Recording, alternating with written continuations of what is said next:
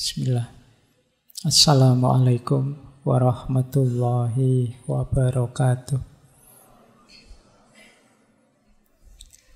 Bismillahirrahmanirrahim.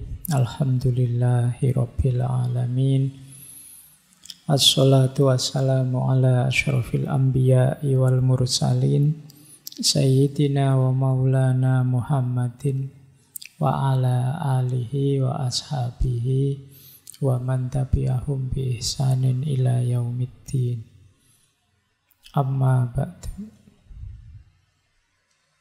Bismillah, mari kita lanjut lagi, ngaji lagi setelah kemarin libur ya. Terus Anthony de Melo punya rumus 4 karakter cinta. Kita kan sering bertanya, cirinya cinta apa sih Pak? Kalau orang sudah jatuh cinta itu karakternya apa? Ini salah satu teori ya. Kita dulu pernah belajar macam-macam tokoh tentang cinta, kemudian banyak teori. Nah ini salah satu teori juga untuk memahami cirinya cinta apa. Yang pertama, cirinya cinta adalah kepada apapun dan siapapun. Makanya dulu ada quotes, orang yang mencintai itu tidak bisa membenci, kalau itu beneran cinta. Kalau saya cinta padamu, tapi benci pada yang ini, itu sebenarnya belum cinta, kamu masih berpamrih. Masih ada keinginan dari yang kamu cintai dan ingin menyisihkan yang tidak kamu cintai. Itu kalau pakai istilahnya Osho kemarin, kamu belum jadi pecinta. Jiwamu belum berubah jadi jiwa pecinta. Orang itu kalau beneran mencintai, maka dia akan cinta pada apapun atau siapapun. Kalau beneran dia seorang pecinta, tidak mungkin dia cinta pada seseorang dan benci pada yang lain. Semuanya akan dia cintai. Mungkin sering saya jelaskan ya. Ya semuanya dicintai meskipun cara mencintainya berbeda. Pada yang sudah baik misalnya, ya cara mencintainya dengan cara kita dukung. Pada yang belum baik, cara mencintainya dengan cara kita kritik, kita beri pelajaran, kita tuntun dan lain sebagainya. Tapi dua-duanya kita cintai. Nah, karena kalau kita benci biasanya kan ingin kita singkirkan. Kata Anthony de Melo, ini beliau menarik, menjelaskan cinta yang sejati dengan 4 karakternya ini. Beliau pakai bunga mawar, kemudian pohon, kemudian pelita atau lampu. 4-4-nya beliau tidak menjelaskan, hanya memberi ilustrasi. Pohon, mawar, dan pelita atau lampu. Nah, ciri pertama, kenapa pada apapun dan siapapun? Kata Anthony de Melo, apa sih itu cinta? Lihatlah bunga mawar. Apakah mungkin bagi mawar untuk berkata, saya akan menawarkan wewangianku kepada orang-orang baik dan menyembunyikannya dari orang-orang jahat? Mawar itu meskipun yang dekat dengannya orang baik atau orang jahat, tetap memberikan keharumannya. Atau dapatkah engkau membayangkan sebuah pelita yang menghalangi sinarnya dari orang jahat dan berusaha berjalan dalam terangnya? Lampu ini, listrik ini, yang jalan kalian, yang jalan saya, atau yang jalan siapapun, dia tetap akan memberikan sinarnya. Dan amatilah betapa sebatang pohon memberikan naungan pada setiap orang, baik dan buruk, muda dan tua, tinggi dan rendah, hewan dan manusia, dan setiap makhluk hidup. Bahkan pada orang yang berusaha menebangnya. Nah ini, saya tidak tahu teman-teman merasa mampu apa tidak. Yang pertama ini ya. Yang pertama wis abot. Cinta itu pada siapa saja. Selama ini kita diajari perspektif dikotomis antara hitam putih, cinta dan benci. Nah, padahal ini kita diminta mencintai semuanya saja. Kalau kita mungkin perlu memarahi orang, ya marah itu karena cinta kita. Kita perlu menegur orang, teguran, kritikan itu karena kita cinta. Kita perlu mungkin menyinggung orang, kita mungkin perlu nyenggol orang, mungkin kita senggol karena cinta biar dia jadi baik. Itulah ciri pertama, cinta itu pada siapapun. Yang kedua, cinta itu tanpa pamrih. Kalau ini tidak perlu dijelaskan ya. Pohon, mawar, lampu hanya memberi. Tidak minta imbalan apa-apa. Pohon itu menaungi kita ya tidak ada bayarnya. Kita kencing kan suruh bayar. Yang minta bayaran yang nunggu. Kalau ada saya ke kebun binatang atau saya ke taman itu disuruh bayar ya Pak, mau bernaung, itu kan orangnya yang minta. Pohonnya tidak minta. Dia memberi kita tulus. Lampu juga begitu, dia tidak minta bayaran. Meskipun listrik yang bayar. Tapi kan dia memberi cahaya, kan dia tidak dapat apa-apa itu. Yang dapat bayaran kan PLN-nya. Mawar juga begitu. Memberikan wanginya tidak dapat bayaran apa-apa. Meskipun kalian untuk dapat mawarnya beli. Tapi mawar memberikan wewangiannya tanpa imbalan. Jadi yang kedua, tanpa pamrih. Yang ketiga, memberikan yang terbaik. Itulah cirinya cinta. Pohon, mawar, pelita tadi memberikan segala yang dia mampu. Tidak pernah misalnya mawar itu, saya bisa wangi sekian, yang tak berikan sekian saja, tidak pernah begitu. Jadi memberikannya selalu total. Lampu juga begitu, pohon juga begitu. Bahkan dia tidak pernah mengkalkulasi, ini saya sudah memberi manfaat luar biasa loh. Orang-orang ini seperti apa sih menanggapi kemanfaatan dari saya, dia tidak mikir sampai ke sana. Pokoknya memberi saja yang terbaik. Itu orang mencintai. Kalian kepada yang kalian cintai kan pasti begitu. Ya saya tidak ngasih contoh pacarmu lah, orang tuamu. Kalau saya ngasih contoh itu nanti tabrakan dengan teorinya. Karena kamu masih banyak pamrihnya sama pacarmu. Bagi yang masih level belum nyampe ke sini, kamu nanti gelisah kalau belajar teorinya Anthony de Melo tentang cinta ini. Ini agak tinggi. Kalian pada orang tuamu kan begitu, ingin mempersembahkan yang terbaik. Sama seperti orang tua pada anaknya, memberikan yang terbaik. Jadi itulah cirinya cinta. Yang keempat, cinta itu membebaskan. Pohon itu tidak pernah memaksa kalian, ayo bernaung padaku, tidak. Mawar juga tidak memaksa, ciumlah aku bauku, tidak begitu. Lampu juga begitu, masuklah ke wilayahku biar kamu terang, tidak. Monggo saja, mau datang monggo, mau menjauh ya monggo. Tidak pernah memaksa. Itulah hakikatnya cinta. Kok dalam cinta ada paksaan masih? Ada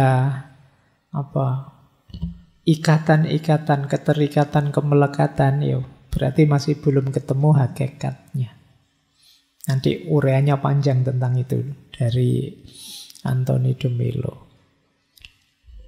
Baik, jadi ini mudahnya ya, ini seperti merangkum semua teori-teori yang kemarin kita bahas.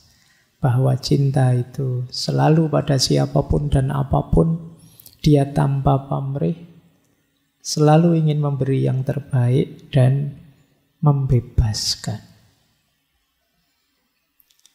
Baik, ambil nafas sebentar ya. Semoga kalian nyampe ke sini. Masa hidup sekali kamu tidak pernah ngalami yang sejati. Terus, profil orang yang mencintai, ya kalau di bukunya Anthony de Mello disebut loving heart. Hati yang penuh kasih. Hati yang penuh cinta. Kata beliau, apa sih hati yang penuh kasih itu? Hati yang penuh kasih itu yang peka terhadap keseluruhan kehidupan, terhadap semua orang. Hati yang penuh kasih tidak mengeraskan diri terhadap siapapun atau apapun. Mengeraskan diri itu maksudnya tadi, saya kelompok ini saja cinta, kelompok yang lain saya benci. Ya, itu namanya mengeraskan diri. Semuanya dicintai. Ya, dicintai bukan berarti terus didukung saja, disetujui saja, tidak begitu. Justru karena saya cinta, kalau benar saya dukung, kalau tidak benar ya saya ingatkan. Itulah loving heart. Cinta tidak mengecualikan siapapun sama sekali. Dia mencakup seluruh kehidupan. Dia mendengarkan simfoni secara keseluruhan. Bukan hanya salah satu alat musiknya. Jadi ini ciri pertama tadi loh, orang mencintai itu seluruhnya. Itulah loving heart. Jadi kalau kalian ngaku jadi pecinta, apalagi yang Muslim itu kan bagian dari proyek besar rahmatan lil alamin, mencintai seluruh semesta. Itu jalannya adalah jiwa kita harus jadi jiwa yang pecinta. Jiwa pecinta itu ya pada apapun mencintai. Pada siapapun mencintai. Meskipun ekspresi dan manifestasinya nanti beda-beda sesuai dengan kondisi dan situasi. Lanjut. Ini ada cerita. Beliau itu di buku-bukunya banyak sekali isinya cerita-cerita. Cerita pendek. Nanti boleh kalian cek lah, ada di online itu beberapa yang sudah di-share cerita-cerita dari beliau. Ini saya ambil misalnya dari buku Doa Sang Kata. Ini cirinya orang yang saling mencintai. Jadi di situ beliau cerita, ada dua saudara, yang satu masih bujangan, yang satu menikah, punya anak 5.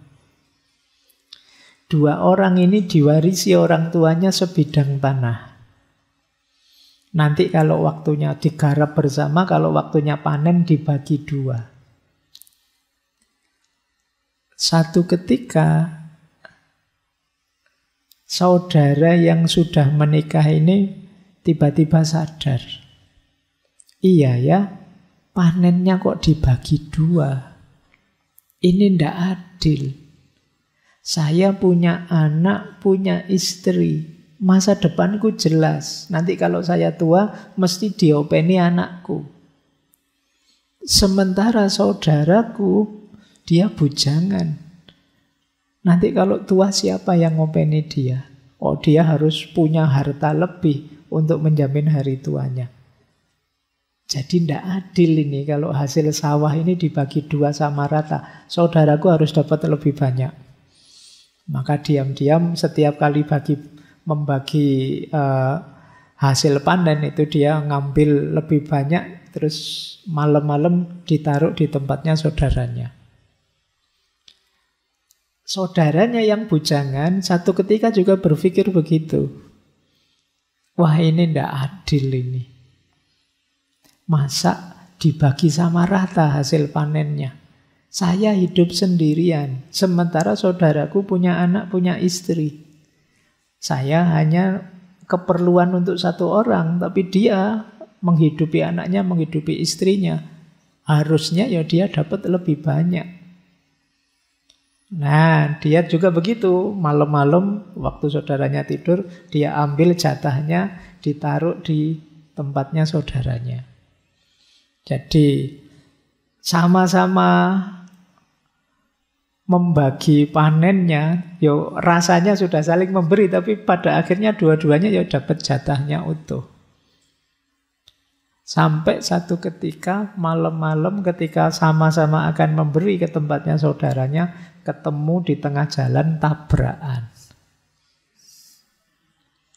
Nah, baru sadar ternyata selama ini sama-sama saling peduli, sama-sama saling berbagi.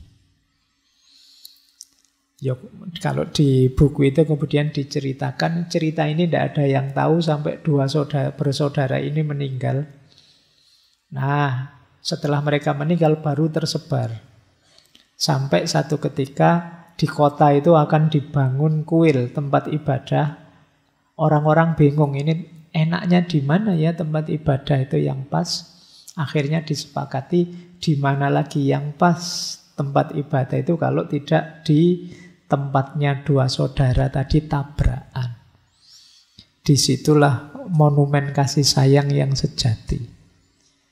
Yang layak di situ diberi simbol peringatan tugu, kuil, di situ tempat ibadah. Maka kalimat terakhir itu menarik dari kisah ini. Perbedaan penting dalam agama itu bukan antara mereka yang beribadah dan mereka yang tidak beribadah, tapi antara mereka yang mencintai dan yang tidak mencintai. Standarnya diubah oleh Anthony de Mello. Kita selama ini melihat orang religius itu ya orang yang beribadah, yang tidak religius, yang tidak beribadah. Tapi beliau pakai standar bukan beribadah dan tidak, tapi yang mencintai dan tidak. Ya sebenarnya kalau diurai panjang nanti ketemunya ya masuk akal saja.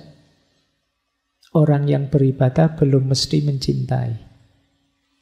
Tapi orang yang mencintai pasti akan dengan rela beribadah. Apalagi kalau mencintai itu cinta pada Tuhan. Maka pembedanya, standarnya terus dibalik oleh Anthony de Mello. Mari kita bagi, ada orang yang mencintai dan ada orang yang tidak mencintai. Baik, ini ilustrasi. Kalian kalau ingin memahami orang mencintai itu seperti apa? Seperti dua saudara tadi. Kalian kan sering khawatir, loh Pak, kalau dalam cinta itu saya memberikan segalanya tanpa memikirkan kepentingan saya dapat apa? Kamu kan khawatir begitu, mungkin karena level cinta kita masih cinta yang penuh pamrih. Padahal kalau memang sama-sama mencintai, sama-sama tulus, jatuhnya seperti dua saudara tadi. Kamu begitu memikirkan yang kamu cintai, sebaliknya yang kamu cintai itu juga sangat memikirkan dirimu. Pada hasil akhirnya ya sebenarnya nanti utuh saja, dua-duanya sama. Jadi untungnya sekarang dua kekuatan gabung. Itulah ilustrasinya orang yang mencintai.